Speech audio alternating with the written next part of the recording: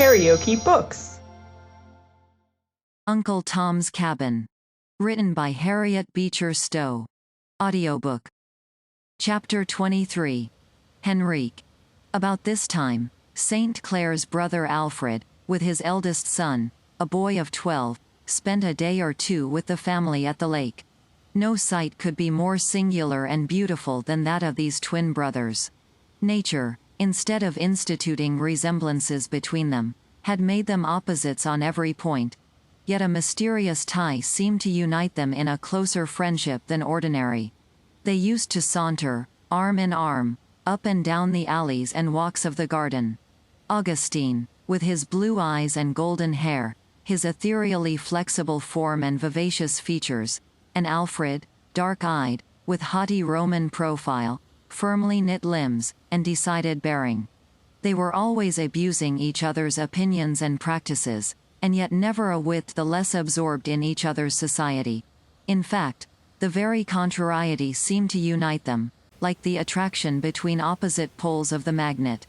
Henrique, the eldest son of Alfred, was a noble, dark-eyed, princely boy, full of vivacity and spirit, and, from the first moment of introduction, seemed to be perfectly fascinated by the spiritual graces of his cousin Evangeline.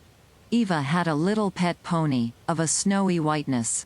It was easy as a cradle, and as gentle as its little mistress, and this pony was now brought up to the back veranda by Tom, while a little mulatto boy of about 13 led along a small black Arabian, which had just been imported, at a great expense, for Henrique. Henrique had a boy's pride in his new possession, and, as he advanced and took the reins out of the hands of his little groom, he looked carefully over him, and his brow darkened. "What's this, Dodo, you little lazy dog?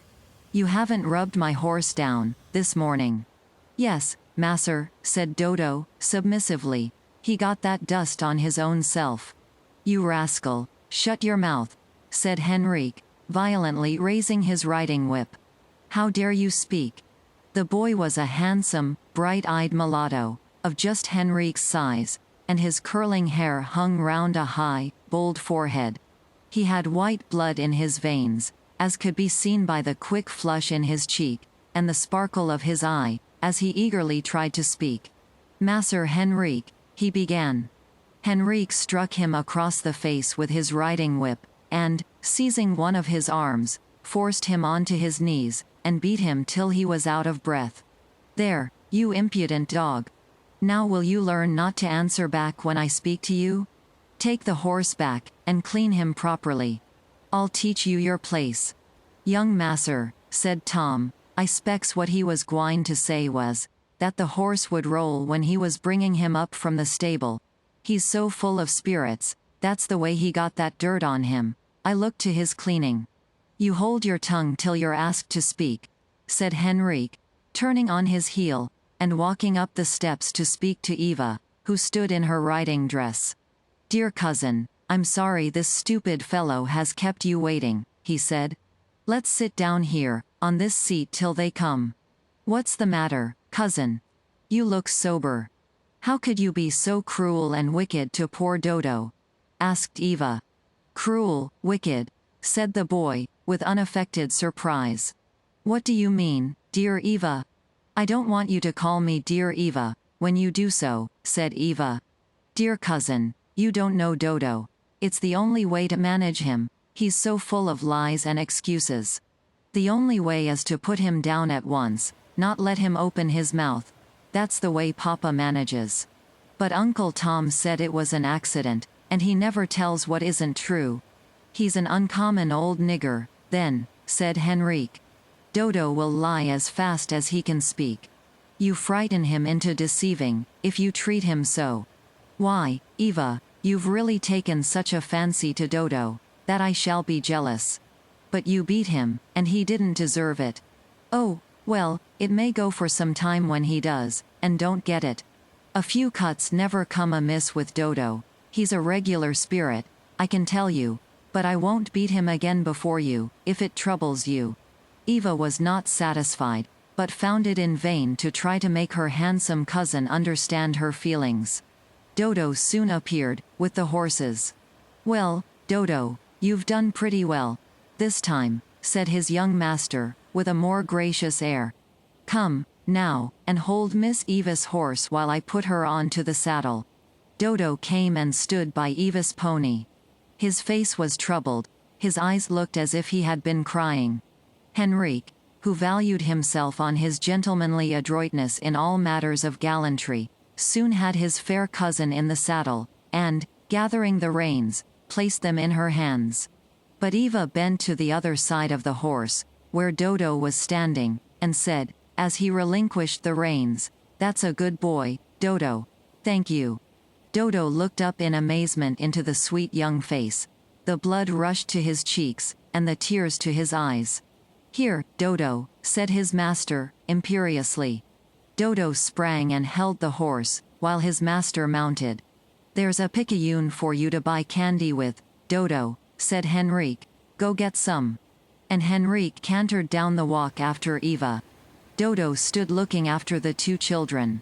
One had given him money, and one had given him what he wanted far more, a kind word, kindly spoken.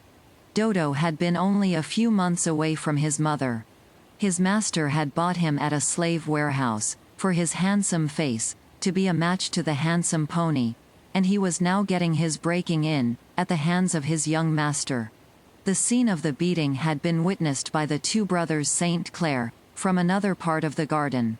Augustine's cheek flushed, but he only observed, with his usual sarcastic carelessness, "I suppose that's what we may call Republican education, Alfred?"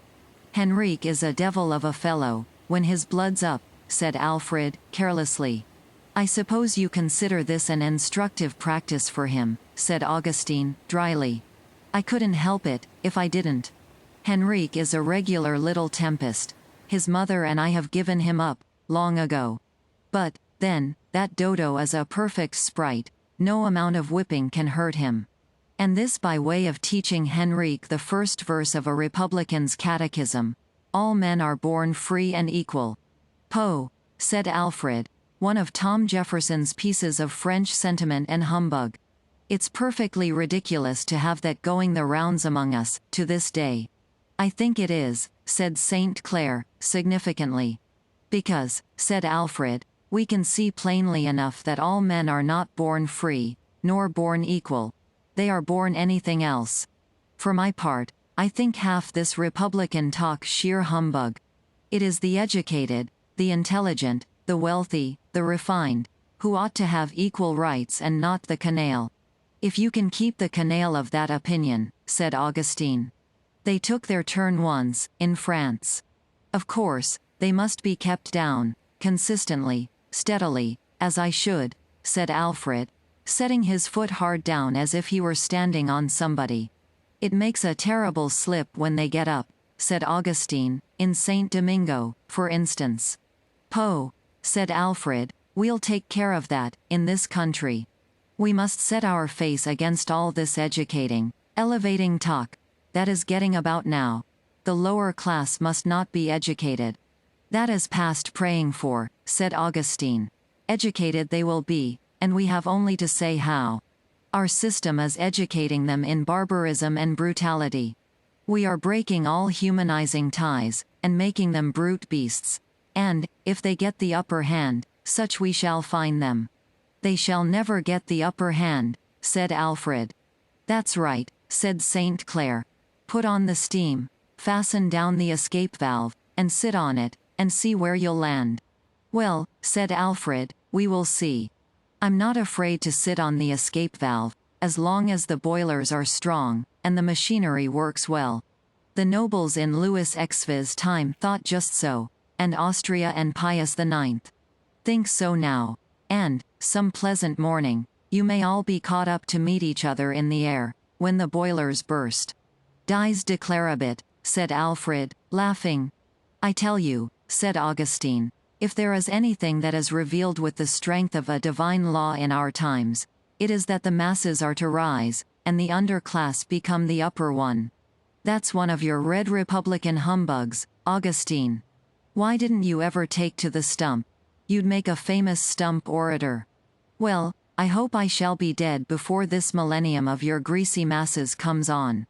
Greasy or not greasy, they will govern you, when their time comes, said Augustine, and they will be just such rulers as you make them. The French noblesse chose to have the people, sans culottes, and they had, sans culotte, governors to their heart's content. The people of Haiti. Oh, come, Augustine. As if we hadn't had enough of that abominable, contemptible Haiti. The Haitians were not Anglo-Saxons. If they had been, there would have been another story. The Anglo-Saxon is the dominant race of the world, and is to be so. Well, there is a pretty fair infusion of Anglo-Saxon blood among our slaves, now, said Augustine. There are plenty among them who have only enough of the African to give a sort of tropical warmth and fervor to our calculating firmness and foresight. If ever the San Domingo hour comes, Anglo-Saxon blood will lead on the day. Sons of white fathers, with all our haughty feelings burning in their veins, will not always be bought and sold and traded. They will rise, and raise with them their mother's race. Stuff. Nonsense. Well, said Augustine, there goes an old saying to this effect, as it was in the days of Noah so shall it be. They ate, they drank, they planted, they builded, and knew not till the flood came and took them. On the whole, Augustine, I think your talents might do for a circuit rider, said Alfred, laughing. Never you fear for us, possession is our 9 points. We've got the power. This subject race, said he, stamping firmly, is down and shall stay down. We have energy enough to manage our own powder. Sons trained like your Henrique will be grand guardians of your powder magazines, said Augustine, so cool and self-possessed. The proverb says, they that cannot govern themselves cannot govern others. There is a trouble there, said Alfred, thoughtfully. There's no doubt that our system is a difficult one to train children under. It gives too free scope to the passions, altogether, which, in our climate, are hot enough. I find trouble with Henrique. The boy is generous and warm-hearted, but a perfect firecracker when excited. I believe I shall send him north for his education, where obedience is more fashionable, and where he will associate more with equals, and less with dependents. Since training children is the staple work of the human race, said Augustine, I should think it something of a consideration that our system does not work well there. It does not for some things, said Alfred, for others, again, it does. It makes boys manly and courageous, and the very vices of an abject race tend to strengthen in them the opposite virtues. I think Henrique, now, has a keener sense of the beauty of truth, from seeing lying and deception the universal badge of slavery. A Christian-like view of the subject, certainly, said Augustine. It's true, Christian-like or not, and is about as Christian-like as most other things in the world, said Alfred. That may be, said St. Clair. Well, there's no use in talking, Augustine. I believe we've been round and round this old track 500 times, more or less. What do you say to a game of backgammon? The two brothers ran up the veranda steps, and were soon seated at a light bamboo stand, with the backgammon board between them. As they were setting their men, Alfred said, I tell you, Augustine, if I thought as you do, I should do something. I dare say you would. You are one of the doing sort, but what? Why, elevate your own servants, for a specimen, said Alfred, with a half-scornful smile. You might as well set Mount Etna on them flat, and tell them to stand up under it, as tell me to elevate my servants under all the superincumbent mass of society upon them. One man can do nothing, against the whole action of a community. Education, to do anything, must be a state education, or there must be enough agreed in it to make a current. You take the first throw, said Alfred, and the brothers were soon lost in the game, and heard no more till the scraping of horses' feet was heard under the veranda. There come the children, said Augustine, rising. Look here, Alf. Did you ever see anything so beautiful? And, in truth, it was a beautiful sight. Henrique, with his bold brow, and dark, glossy curls, and glowing cheek, was laughing gaily as he bent towards his fair cousin, as they came on. She was dressed in a blue riding dress, with a cap of the same color. Exercise had given a brilliant hue to her cheeks, and heightened the effect of her singularly transparent skin and golden hair. "Good heavens! What perfectly dazzling beauty," said Alfred. "I tell you, Auguste, won't she make some hearts ache, one of these days?" "She will, too truly. God knows I'm afraid so," said St. Clair, in a tone of sudden bitterness, as he hurried down to take her off her horse. "Eva, darling. You're not much tired," he said, as he clasped her in his arms. "No, Papa," said the child, but her short, hard breathing alarmed her father. "How could you ride so fast, dear? You know it's bad for you." "I felt so well, Papa, and liked it so much, I forgot." St. Clair carried her in his arms into the parlor, and laid her on the sofa.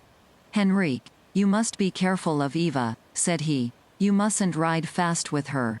"I'll take her under my care," said Henrique, seating himself by the sofa, and taking Eva's hand. Eva soon found herself much better. Her father and uncle resumed their game, and the children were left together. "Do you know, Eva, I'm sorry Papa is only going to stay 2 days here, and then I shan't see you again for ever so long. If I stay with you, I'd try to be good, and not be cross to Dodo, and so on.